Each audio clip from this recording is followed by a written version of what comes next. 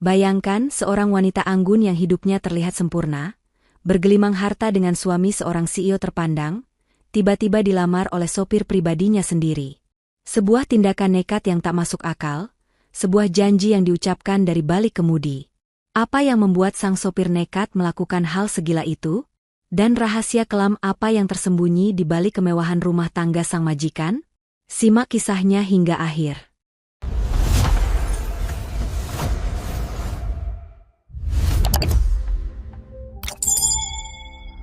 Namun sebelum kita mulai, mari kita bangun channel ini bersama-sama. Jangan lupa untuk terus dukung kami di Ken Arok Productions dengan cara menekan tombol like, tuliskan komentar terbaik kalian, dan tentu saja, subscribe. Oh ya, tulis juga di kolom komentar, kalian menonton cerita ini dari kota mana saja, biar kita bisa saling sapa. Bagi kalian yang sudah like dan subscribe, kami doakan dari hati yang paling tulus. Semoga hidup kalian senantiasa dilimpahi rezeki yang berkah, diberikan kesehatan yang tak ternilai, dan kebahagiaan yang tiada henti. Amin ya Rabbal Alamin. Insya Allah, doa kita bersama ini bisa terkabul dengan kehendak Tuhan, penguasa alam semesta. Baiklah, mari kita mulai ceritanya. Di panggung gemerlap kehidupan kaum elit, nama Adila adalah jaminan kesempurnaan. Di usianya yang menginjak 30 tahun, ia adalah definisi wanita yang memiliki segalanya. Wajahnya anggun, otaknya cerdas, dan pembawaannya memancarkan kelas yang tidak bisa dibeli. Ia adalah istri dari Rangga, seorang CEO muda berusia 35 tahun yang namanya tengah meroket di dunia bisnis. Di setiap sampul majalah bisnis dan acara-acara penting, mereka selalu tampil serasi. Rangga dengan setelan mahalnya yang gagah, dan Adila di sampingnya, menjadi pelengkap yang sempurna dengan senyumnya yang menawan.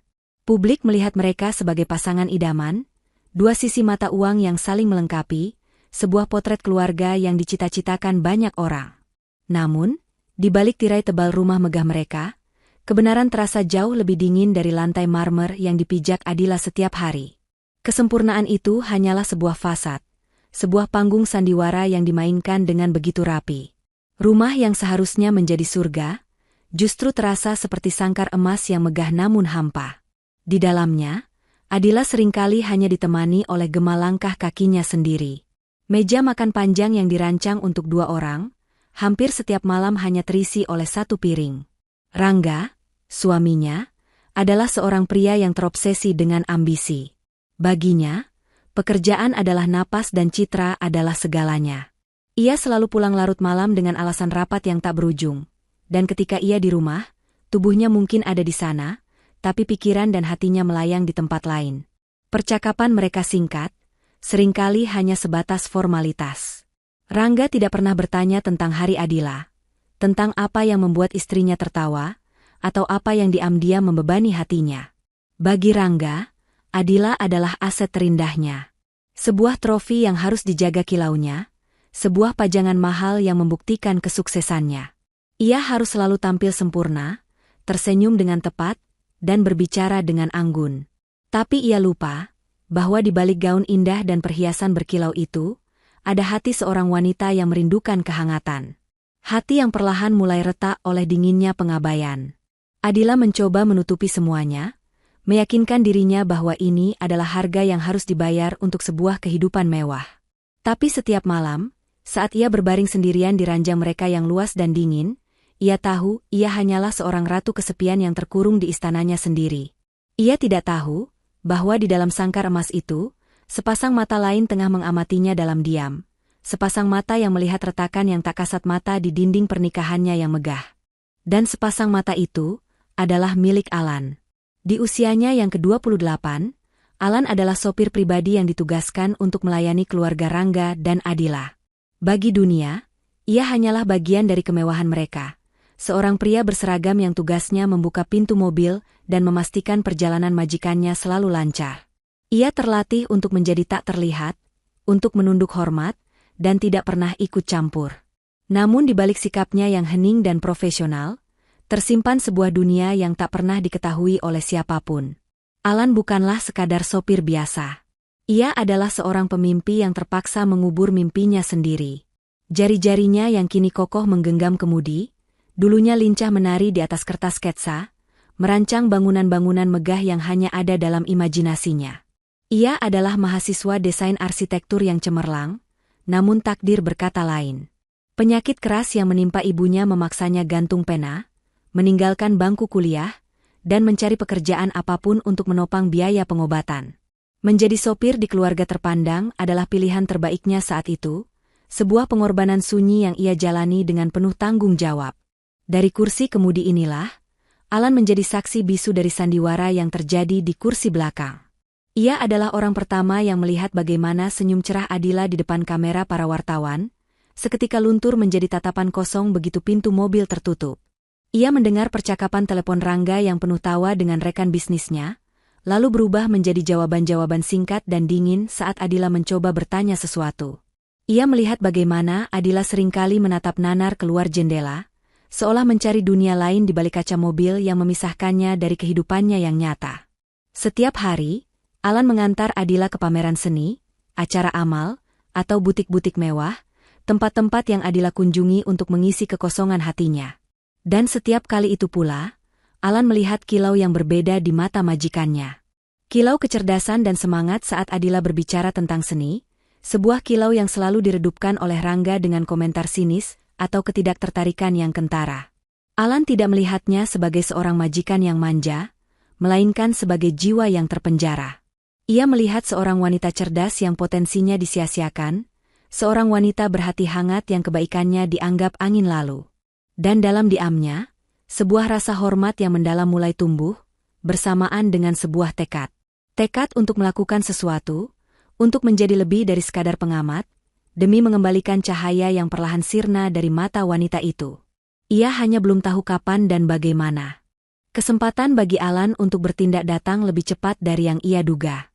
Malam itu, Adila baru saja menghadiri sebuah gala amal yang megah, sebuah acara penggalangan dana yang dihadirinya sendirian. Rangga, seperti biasa, membatalkan janji di menit-menit terakhir dengan alasan pekerjaan mendesak yang tak bisa ditinggalkan. Maka di sanalah Adila, berdiri di tengah keramaian, menebar senyum yang telah ia latih dengan sempurna, menjawab sapaan basa-basi, dan bertepuk tangan di saat yang tepat. Ia memainkan perannya sebagai istri seorang CEO dengan sangat baik. Namun di dalam hatinya, ia merasa lebih terasing dari sebelumnya. Setiap tawa dan denting gelas di sekitarnya seolah hanya menertawakan kesendiriannya. Perjalanan pulang terasa sangat panjang. Di dalam mobil mewah yang melaju membelah malam, keheningan terasa memekakan telinga. Lampu-lampu kota yang berkelip di luar jendela tanpa kabur, berbaur dengan air mata yang akhirnya tak mampu lagi ia bendung. Ia memalingkan wajahnya, berharap kegelapan kabin bisa menyembunyikan kerapuhannya. Ia pikir tidak ada yang akan tahu, tidak ada yang akan peduli. Namun, ia salah. Dari balik kemudi, melalui kaca spion, Alan melihat segalanya. Ia melihat bahu Adila yang sedikit bergetar. Ia melihat pantulan cahaya lampu jalan yang menangkap jejak basah di pipi majikannya. Hatinya terasa ngilu. Seorang wanita yang di panggung tadi terlihat begitu tegar dan sempurna, kini menangis dalam diam di dunianya yang sunyi. Alan tidak tahan melihatnya. Ia bisa saja terus melaju, berpura-pura tidak melihat, dan menjaga batasan profesional di antara mereka. Tapi nuraninya menolak. Dengan gerakan yang halus, Alan menepikan mobil di sisi jalan yang agak lengang. Ia tidak berkata apa-apa. Ia hanya meraih sebotol air mineral yang selalu tersedia di dekatnya, lalu berbalik sedikit seraya menyodorkannya ke arah kursi belakang. Suaranya terdengar pelan, nyaris seperti bisikan, namun penuh dengan kehangatan. Udara malam ini dingin, Bu. Mungkin ini bisa sedikit menghangatkan. Untuk sesaat, Adila terpaku. Ia menoleh, terkejut mendapati Alan tengah menatapnya dengan sorot mata yang penuh pengertian, bukan rasa kasihan. Sebuah tatapan yang tidak menghakimi. Itu adalah sebuah gestur yang sangat sederhana, namun terasa begitu kuat. Di saat suaminya sendiri buta terhadap air matanya, sopir pribadinya justru menawarkan kebaikan tulus tanpa banyak kata. Dengan tangan sedikit gemetar, Adila menerima botol itu. "Terima kasih," ucapnya lirih. Malam itu, untuk pertama kalinya, Adila tidak lagi melihat Alan hanya sebagai seorang sopir. Ia melihat seorang manusia. Dan di tengah gurun kesepiannya, ia menemukan setetes embun yang tak pernah ia duga. sebuah kebaikan kecil yang terasa lebih nyata daripada semua kemewahan yang melingkupinya. Kebaikan kecil yang ditunjukkan Alan malam itu meninggalkan jejak yang dalam di benak Adila. Ia mulai lebih memperhatikan kehadiran sopir pribadinya itu, bukan lagi sebagai bagian dari fasilitas rumah tangganya, melainkan sebagai seorang individu. Namun, insiden berikutnya lah yang benar-benar mengguncang dunianya, yang membuatnya sadar bahwa apa yang dilakukan Alan bukanlah sekadar kebaikan biasa. Semuanya berawal di suatu pagi yang cerah di meja makan.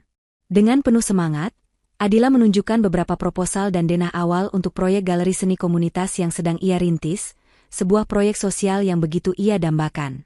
Ia berharap, paling tidak kali ini, Rangga akan menunjukkan sedikit ketertarikan. Namun yang ia dapatkan hanyalah tatapan sekilas dan senyum meremehkan.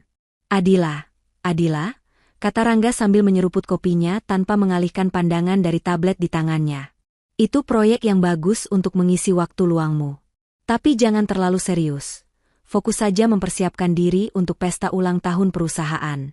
Penampilanmu di sana jauh lebih penting untuk karierku. Dunia Adila seakan runtuh mendengar kalimat itu. Mimpinya, semangatnya, dianggap tak lebih dari sekadar hobi pengisi waktu. Ia hanya bisa terdiam, merasakan antusiasmenya menguap seperti embun di pagi hari. Di kejauhan, di dekat pintu utama, Alan berdiri menunggu. Ia tidak sengaja mendengar percakapan itu, dan ia melihat dengan jelas bagaimana cahaya di wajah Adila seketika meredup, dipadamkan oleh kata-kata dingin suaminya sendiri. Keesokan harinya, saat Adila masuk ke dalam mobil untuk jadwal rutinnya, ia menemukan sesuatu yang ganjil. Sebuah buku sketsa bersampul hitam polos tergeletak rapi di tengah kursi penumpangnya. Ia mengerutkan kening, mengira itu miliknya yang tertinggal. Namun saat ia membukanya, napasnya tertahan. Di halaman pertama, tergambar sebuah fasad galeri seni yang luar biasa indah. Desainnya modern namun hangat, persis seperti yang ada dalam benaknya, bahkan jauh lebih baik. Setiap detailnya digambar dengan presisi dan perasaan. Di sudut kanan bawah halaman itu, terselip sebuah catatan kecil dengan tulisan tangan yang rapi. Setiap mimpi yang mulia layak mendapatkan wujudnya. Jantung Adila berdebar kencang. Ia tahu siapa pengirimnya. Ia mengangkat pandangannya ke kaca spion, menatap punggung Alan yang tegap dan fokus mengemudi, seolah tidak terjadi apa-apa. Seketika itu juga sebuah kebenaran menghantamnya dengan telak. Lelaki yang duduk di balik kemudi ini, sopir pribadinya, ternyata memahami isi hatinya, mengerti mimpinya, lebih baik daripada suami yang tidur seranjang dengannya. Hadiah sederhana itu telah membuka sebuah pintu di dalam hatinya. Pintu yang membuatnya mulai mempertanyakan segalanya, dan untuk pertama kalinya, melihat sosok Alan bukan lagi sebagai bayangan, melainkan sebagai sebuah kemungkinan. Setelah insiden buku sketsa itu, suasana di dalam mobil tidak pernah lagi sama. Keheningan yang dulu terasa canggung dan dingin, kini berganti menjadi keheningan yang penuh dengan makna tersembunyi. Adila mendapati dirinya lebih sering melirik ke kaca spion, bukan untuk memeriksa riasannya, tapi untuk mencuri pandang pada sosok Alan. Ia bertanya-tanya, siapa sebenarnya pria ini? Dari mana ia mendapatkan pemahaman yang begitu mendalam tentang jiwa seorang wanita yang bahkan tidak benar-benar ia kenal?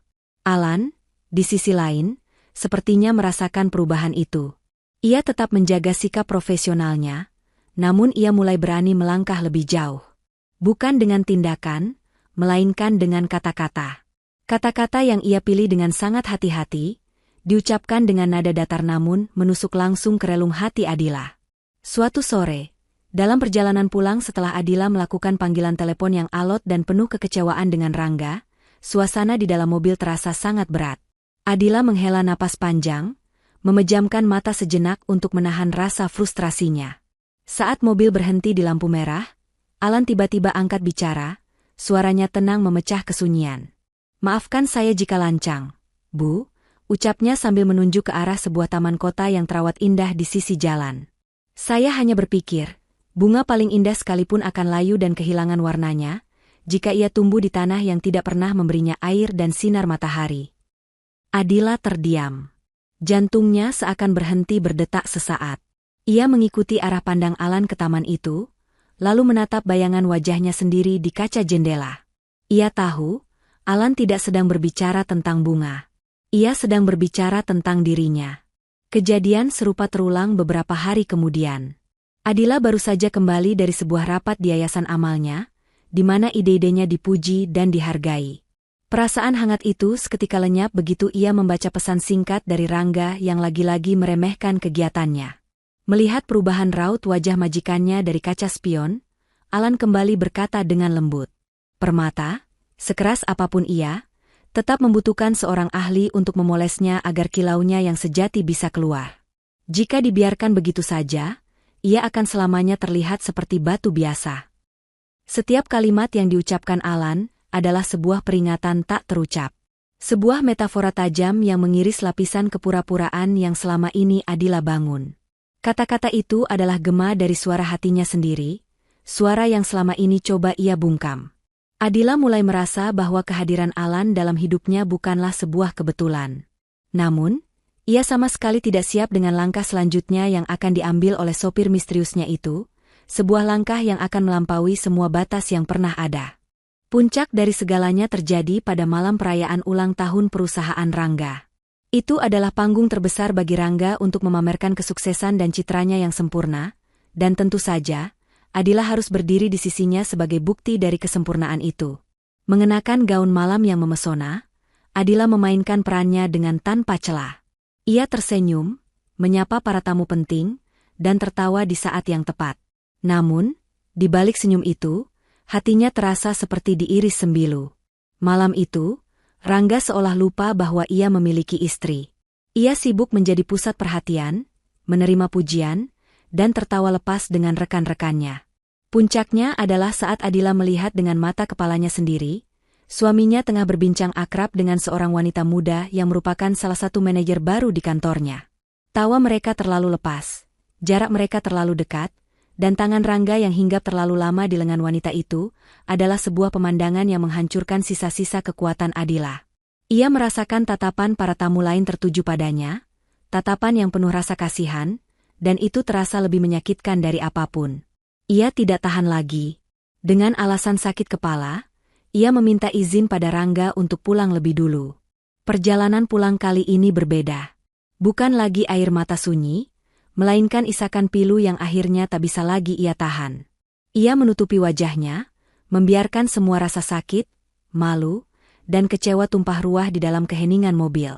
Mendengar isakan yang begitu menyayat dari kursi belakang, Alan merasakan sesuatu dalam dirinya patah. Cukup sudah. Ia tidak bisa lagi hanya menjadi pengamat. Tangannya yang menggenggam kemudi mengerat hingga buku-buku jarinya memutih. Dengan sebuah gerakan mantap, ia membanting setir, menepikan mobil secara tiba-tiba di sebuah jalanan yang sepi dan remang-remang. Ia mematikan mesin. Seketika, keheningan total menyelimuti mereka, hanya menyisakan suara tangis Adila yang tersengal-sengal. Adila mengangkat wajahnya, terkejut dan bingung. Dan saat itulah ia melihat Alan telah melepas sabuk pengamannya dan memutar tubuhnya untuk menghadap ke belakang. Menatap lurus ke matanya yang basah. "Bu Adila?" Suara Alan terdengar bergetar, namun penuh dengan keyakinan yang menakutkan. "Maafkan saya. Saya tahu ini gila. Saya tahu saya tidak pantas. Saya tidak punya harta. Saya tidak punya jabatan. Saya hanya seorang sopir. Tapi saya tidak tahan lagi, Bu. Saya tidak sanggup lagi melihat ibu hancur seperti ini." Adila terdiam, tangisnya berhenti seketika, digantikan oleh rasa syok. Alan menarik napas dalam-dalam, mengumpulkan semua keberaniannya, lalu mengucapkan kalimat yang akan mengubah takdir mereka selamanya. "Tinggalkan dia. Menikahlah dengan saya." Keheningan di dalam mobil terasa begitu pekat, seolah bisa diiris dengan pisau. Waktu seakan berhenti berputar. Di hadapannya, Alan menatap dengan sorot mata yang tak bisa ia artikan, sebuah campuran antara nekat, tulus, dan pasrah. Di benak Adila, jutaan pikiran berkecamuk, bertabrakan satu sama lain hingga membuatnya pusing. Lamaran. Kata itu terdengar begitu absurd, begitu mustahil, hingga sebuah tawa kecil yang getir tiba-tiba lolos dari bibirnya. Tawa yang terdengar lebih pilu daripada tangisannya beberapa saat yang lalu. "Kamu." Adila akhirnya menemukan suaranya kembali, meski hanya berupa bisikan parau yang penuh amarah. "Kamu sudah gila, Alan? Sadar siapa kamu dan siapa saya?" Kamu hanya seorang sopir. Hardiknya, mencoba mengembalikan tembok status sosial yang baru saja dihancurkan oleh Alan dengan kalimatnya. Ia ingin Alan merasa kecil, merasa bersalah atas kelancangannya. Namun, Alan tidak gentar. Ia hanya menatap Adila, lalu mengangguk pelan. Saya sadar, Bu. Justru karena saya sadar siapa saya, dan saya sadar siapa ibu, saya mengatakannya. Setelah mengucapkan itu, ia kembali memutar tubuhnya ke depan, menyalakan mesin mobil, dan melanjutkan perjalanan pulang dalam kebisuan total. Tak ada lagi kata yang terucap. Sesampainya di rumah, Adila langsung mengunci diri di kamarnya. Amarah yang tadi sempat meledak kini berganti menjadi sebuah kekacauan batin yang luar biasa. Ia berjalan mondar-mandir seperti singa di dalam sangkar. Pikirannya terus mengulang kejadian tadi. Sopirku, melamarku. Kalimat itu terasa seperti sebuah lelucon pahit. Seharusnya ia marah besar. Seharusnya ia merasa terhina. Seharusnya ia segera menelepon kepala keamanan dan memastikan Alan dipecat saat itu juga. Tapi, mengapa ada bagian dari dirinya yang tidak merasa terhina sama sekali? Mengapa di balik rasa syoknya, ada sesuatu yang terasa hangat? Pikirannya lalu melayang kembali ke pesta tadi. Bayangan Rangga yang tertawa mesra dengan wanita lain, dan bayangan Alan yang dengan nekat mempertaruhkan segalanya hanya untuk menawarkan sebuah jalan keluar. Betapa kontrasnya. Suaminya yang bergelimang harta, memberinya penghinaan di depan umum. Sementara sopirnya yang tidak punya apa-apa, menawarkan kehormatan dalam kesunyian. Kenekatan Alan yang mustahil itu seperti sebuah cermin raksasa yang tiba-tiba diletakkan di hadapannya, memantulkan semua kebusukan dan kepalsuan dalam pernikahannya. Lamaran itu bukanlah sebuah ajakan cinta, melainkan sebuah tamparan keras yang menyadarkannya. Seseorang di luar sana melihat nilainya, melihatnya sebagai wanita yang pantas diperjuangkan, bahkan jika orang itu adalah orang yang paling tidak terduga sekalipun. Malam itu, Adila tidak bisa tidur. Lamaran gila itu telah menyalakan sebuah api di dalam dirinya. Bukan api asmara, melainkan api kesadaran dan kemarahan.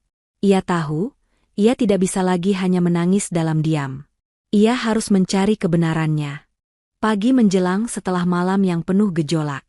Adila terbangun bukan dengan perasaan lega, melainkan dengan sebuah tekad dingin yang membekas di hatinya.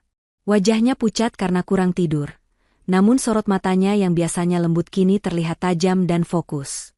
Ia sengaja menghindari Alan pagi itu, meminta asisten rumah tangga untuk menyiapkan keperluannya. Ia butuh ruang untuk berpikir, untuk menyusun kepingan-kepingan teka-teki yang berserakan di kepalanya. Lamaran Alan terasa seperti gempa bumi yang mengguncang fondasi hidupnya, dan kini ia harus memeriksa setiap retakan yang muncul. Ia duduk sendirian di ruang kerjanya yang sunyi, menatap layar laptop yang kosong. Dari mana ia harus memulai? Bagaimana cara membuktikan sesuatu yang hanya menjadi firasat dan bisikan-bisikan menyakitkan? Ia merasa sendirian, terisolasi di dalam istananya sendiri, dikelilingi oleh kemewahan yang terasa seperti dinding penjara. Tepat saat perasaan putus asa mulai merayapinya, sebuah suara notifikasi memecah keheningan. Sebuah email baru masuk. Pengirimnya anonim, dengan alamat email yang tampak acak dan tidak bisa dilacak. Namun subjeknya seketika menarik perhatian Adila, sebuah kebenaran yang harus Anda ketahui, Bu Adila. Dengan jantung berdebar, ia membuka email itu. Isinya singkat dan langsung ke intinya. Sang pengirim mengaku sebagai mantan staf keuangan di perusahaan Rangga, seseorang yang dipecat secara tidak hormat karena berani mempertanyakan beberapa transaksi janggal. Ia menulis bahwa ia tidak berniat balas dendam, namun nuraninya tidak bisa tenang membiarkan Adila, yang selalu ia hormati sebagai sosok yang baik, terus-menerus dibohongi. Di akhir email itu, terlampir sebuah file. Tangan Adila gemetar saat mengklik file tersebut. Di layar, muncul sebuah salinan bukti transfer bank.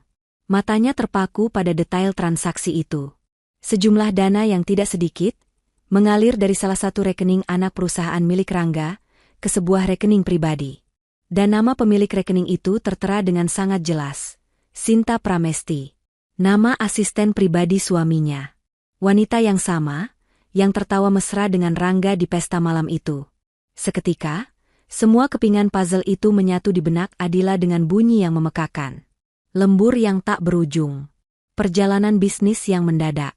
Sikap dingin dan acuh tak acuh. Semua kebohongan itu kini memiliki wujud, memiliki nama, dan bahkan memiliki jejak digital. Ini bukan lagi hanya soal perselingkuhan, ini sudah menyangkut penipuan dan penggelapan dana perusahaan. Bukti di tangannya terasa dingin dan tajam, seperti belati yang menusuk langsung ke jantungnya. Kemarahannya kini memiliki target yang jelas. Ia sadar, ia tidak bisa menghadapi ini sendirian. Ia butuh seorang sekutu, dan anehnya, hanya ada satu nama yang kini terlintas di benaknya. Dengan bukti digital yang tersimpan aman di tangannya, Adila kini bergerak dengan tujuan yang jelas. Pagi itu, ia tidak menunggu Alan di teras depan seperti biasa. Sebaliknya, ia memintanya untuk menemuinya di perpustakaan pribadi rumah mereka, sebuah ruangan yang kedap suara dan jauh dari telinga-telinga lain yang mungkin mendengar. Ini bukan lagi percakapan antara majikan dan bawahan. Ini adalah pertemuan antara dua orang yang akan memulai sebuah misi berbahaya. Alan masuk dengan raut wajah yang siap menerima konsekuensi terburuk.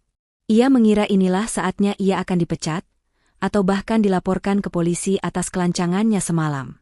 Ia terkejut ketika Adila, dengan isyarat tangan, justru memintanya untuk duduk di kursi di hadapannya. Sebuah gestur yang seketika meruntuhkan segala formalitas di antara mereka.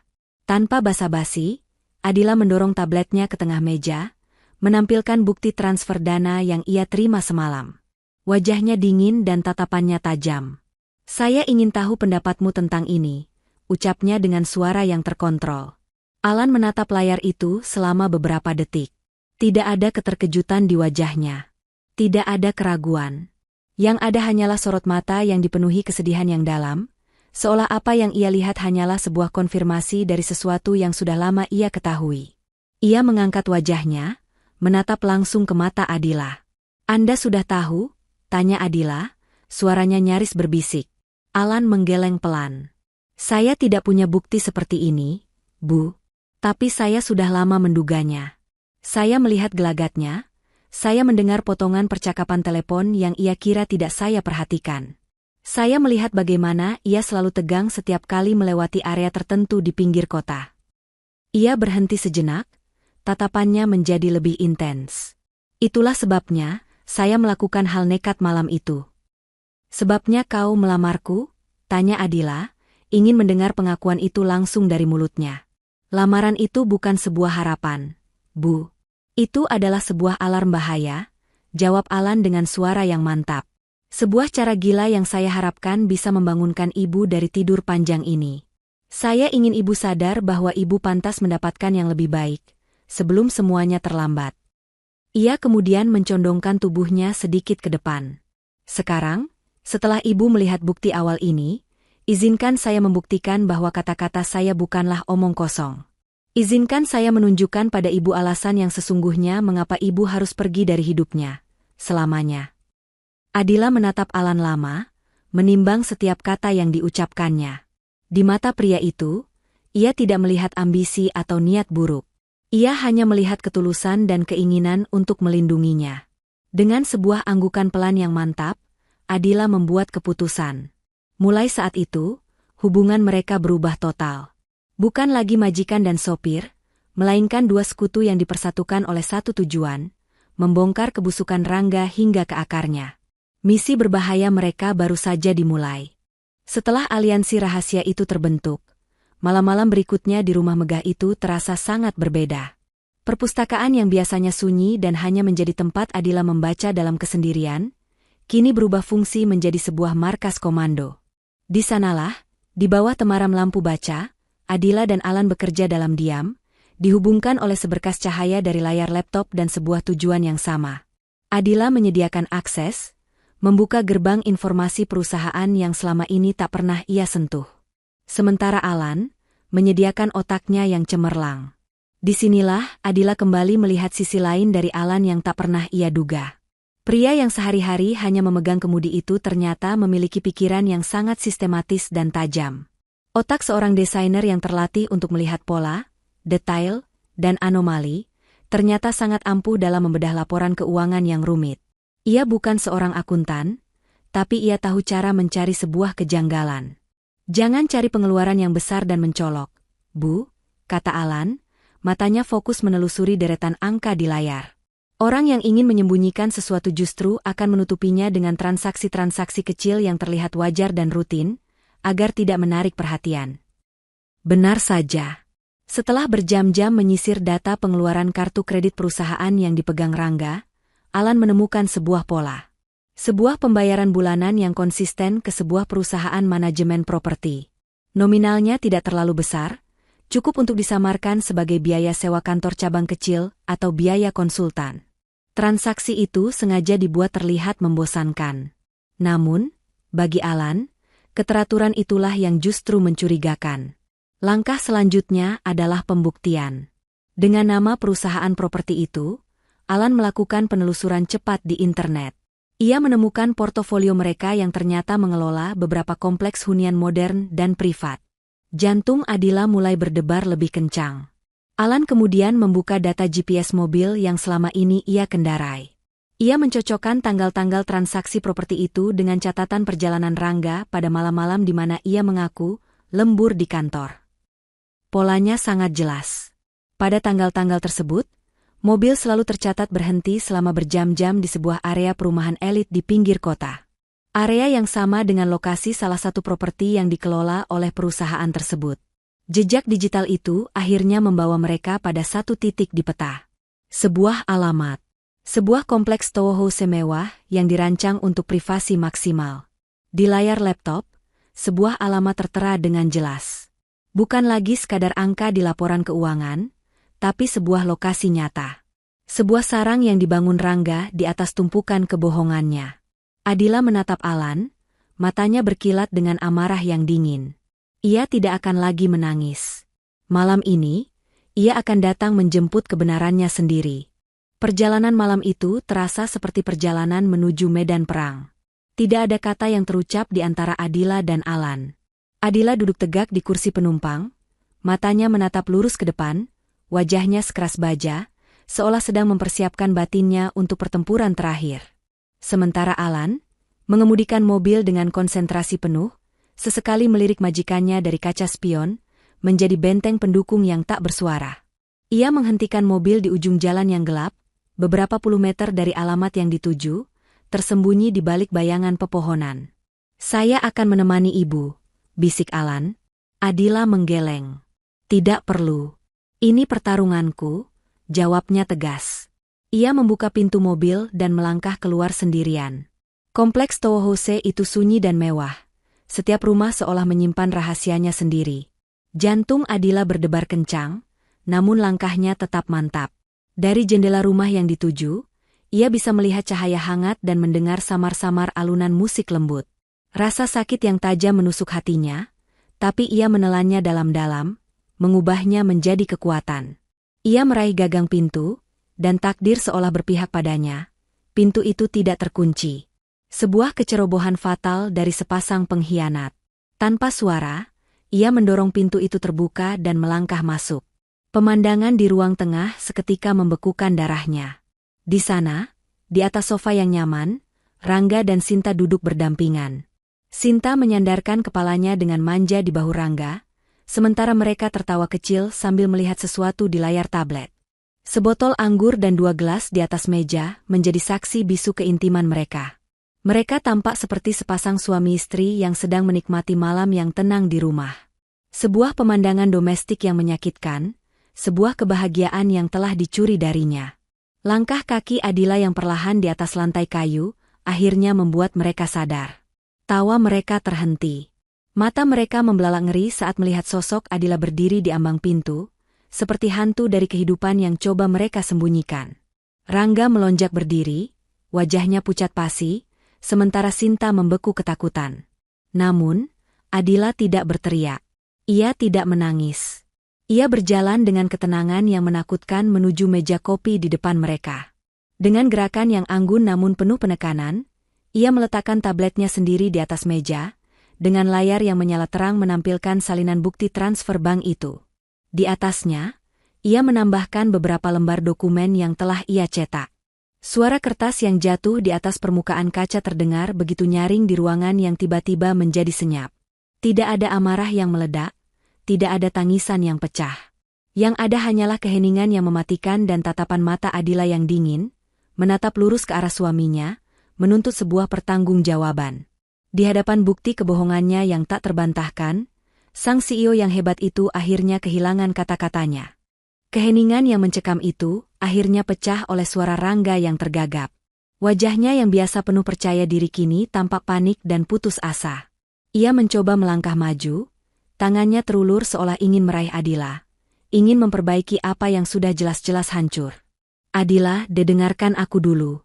Ini semua tidak seperti yang kamu lihat, ucapnya, menggunakan kalimat klise seorang pesakitan yang tertangkap basah.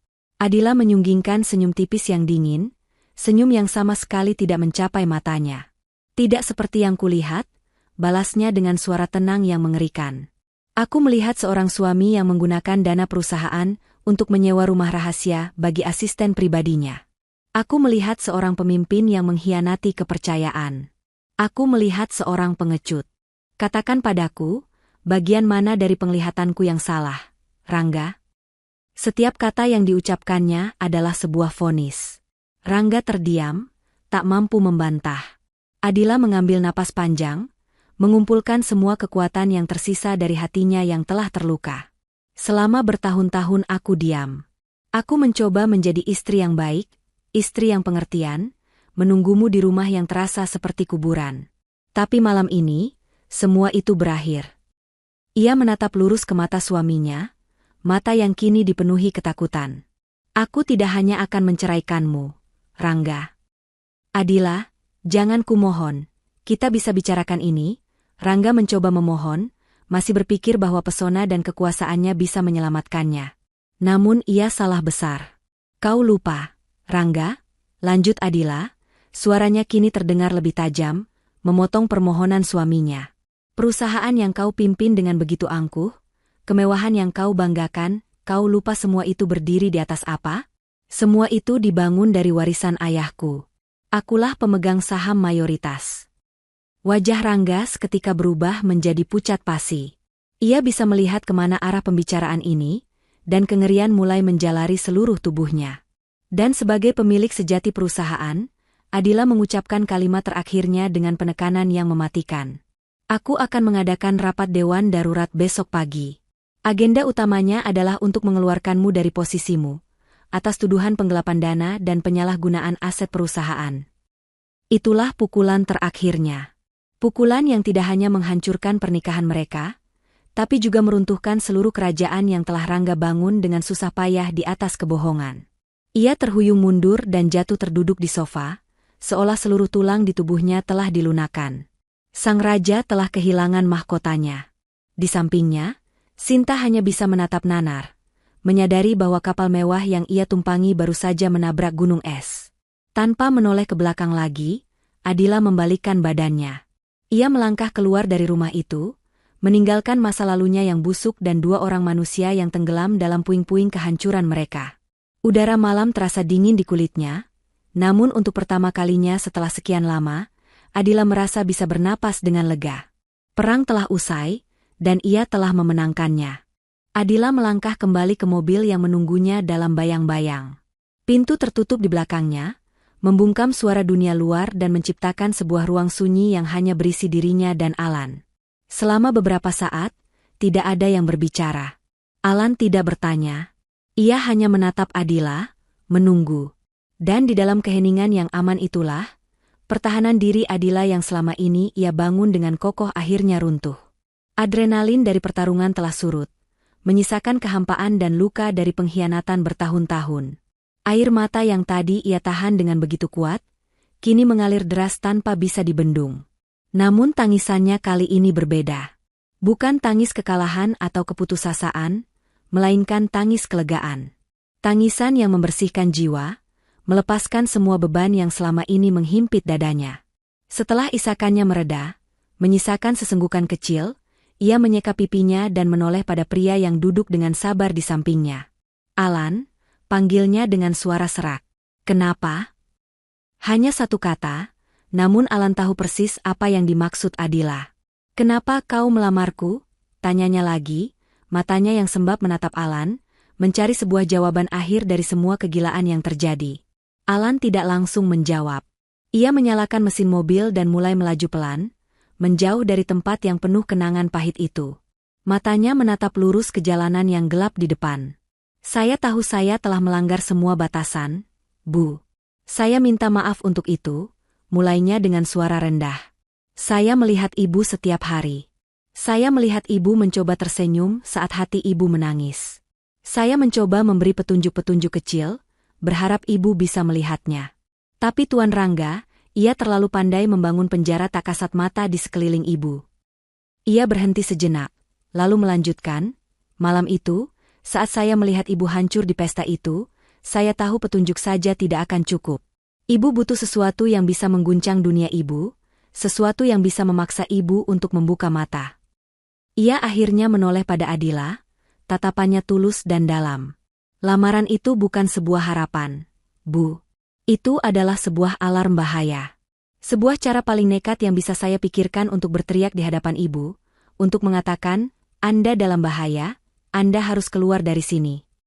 Saya ingin ibu sadar bahwa ibu pantas mendapatkan seseorang yang berani memperjuangkan ibu, bukan seseorang yang ibu perjuangkan sendirian. Saya tidak pernah berharap ibu akan menerimanya. Saya hanya berharap, kata-kata itu cukup kuat untuk membuat ibu menyelamatkan diri ibu sendiri. Mendengar penjelasan itu, Adila kembali menangis. Kali ini, air mata syukur yang mengalir. Di dunia yang penuh kepalsuan, ia menemukan ketulusan dari tempat yang paling tak terduga. Terima kasih, bisiknya di sela isak tangisnya. Terima kasih, Alan. Malam itu, Adila akhirnya mengerti. Pria di sampingnya bukanlah seorang pangeran penyelamat, melainkan seorang sahabat sejati yang rela mempertaruhkan segalanya demi menunjukkan jalan keluar baginya. Beban di hatinya telah terangkat. Namun sebuah pertanyaan baru kini menggantung di udara. Kemana jalan ini akan membawa mereka berdua? Hari-hari dan minggu-minggu berikutnya berjalan seperti angin puyuh bagi Adila. Proses perceraiannya dengan Rangga berjalan cepat dan senyap. Dihadapkan pada bukti penggelapan dana yang tak terbantahkan, Rangga tidak punya pilihan selain menyetujui semua tuntutan Adila, menandatangani surat-surat yang diperlukan, lalu menghilang dari kehidupannya seperti bayangan di telan malam. Ia kehilangan segalanya, istri, jabatan, dan kehormatannya. Kini, Adila adalah seorang wanita yang sepenuhnya bebas. Namun kebebasan itu datang dengan tanggung jawab yang besar. Ia harus mengambil alih kemudi perusahaan warisan ayahnya. Banyak yang meragukan kemampuannya, menganggapnya hanya seorang sosialita yang tak tahu apa-apa tentang bisnis. Tapi mereka salah. Adila belajar dengan cepat, bekerja lebih keras dari siapapun, dan dengan kecerdasan yang selama ini terpendam, ia berhasil membuktikan bahwa dirinya lebih dari sekadar istri pajangan. Sangkar emas itu kini telah menjadi singgasananya, dan ia memerintah dengan bijaksana dan adil. Di tengah kesibukan barunya, ada satu pertemuan terakhir yang terasa begitu berat. Suatu sore, Alan datang menemuinya di ruang kerjanya, namun kali ini, ia tidak mengenakan seragam sopirnya. Ia datang dengan pakaian biasa yang rapi, membawa sebuah amplop di tangannya. Itu adalah surat pengunduran dirinya. Hati Adila terasa mencelos. Kenapa, Alan? Tanyanya, meskipun di dalam hati ia sudah tahu jawabannya. Alan tersenyum tipis. Tugas saya sudah selesai, Bu, jawabnya lembut. Saya tidak bisa lagi menjadi sopir ibu. Tembok antara majikan dan bawahan itu terlalu tinggi. Jika kita ingin melanjutkan apapun, bahkan sebagai teman, kita harus memulainya dari pijakan yang sama.